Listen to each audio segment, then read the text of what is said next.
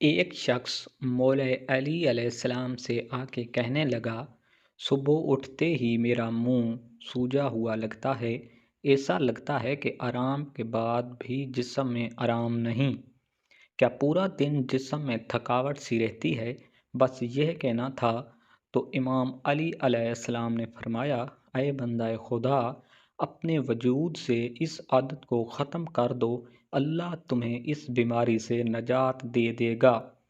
وہ پوچھنے لگا، یا علی، کون سی عادت؟ بات جب یہاں تک پہنچی تو امام علی علیہ السلام نے فرمایا، تمہارا چہرہ بتا رہا ہے کہ تم آدھی رات کو اٹھنے کے بعد پیٹ بھر کے پانی پیتے ہو۔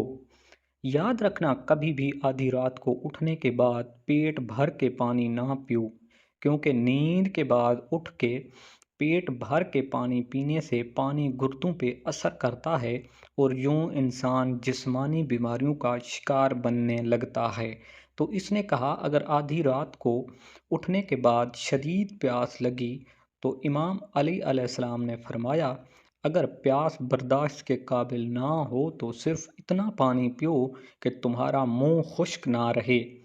میں نے اللہ تبارک و تعالیٰ کے رسول سے سنا کہ صبح اٹھنے کے بعد پانی پینا انسان کے جسم کے لیے شفا ہے، اور آدھی رات کو اٹھ کے پانی پی کے پھر سونا جسم کے لیے بیماریوں کا باعث بنتا ہے۔